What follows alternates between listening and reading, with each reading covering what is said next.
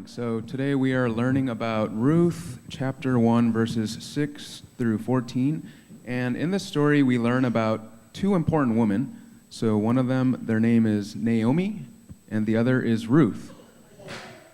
And the story begins in the land of Bethlehem with a woman named Naomi.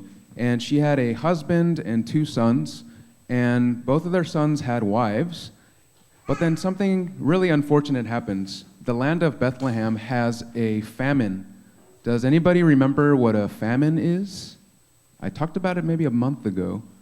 Oh, what is a famine? Yes, Peyton. When you run out of food. Very good. Oh, so people remember. Good job. You remember. A famine is when a land becomes very dry, so then you begin to run out of food, you begin to run out of water, and it's almost impossible to live.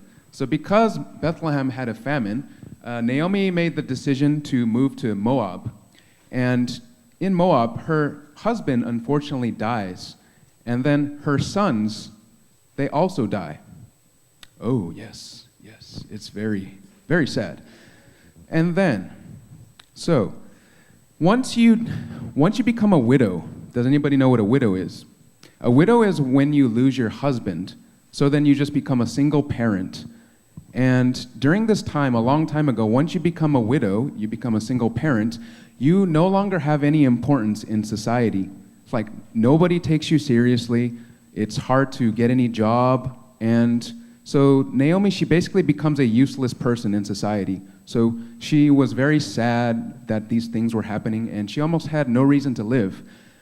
And during this time, so her sons who passed away, the ones who died, their wives, they had no reason to remain with Naomi, their daughter, or her daughter-in-laws. And she told one daughter-in-law, Oprah, to go back home. She said, "You have no reason to stay with me. Go back to your parents." So Oprah, she was sad. She wanted to stay with Naomi, but she decided to go back to her family. And then there was another person, another daughter-in-law, one of the wives of her sons who died. Does anyone know her name? Ruth. Very good, Daniel. So, Ruth. So she told Ruth, she said, "Go back to your home, go back to your family. You no longer have any reason to stay with me."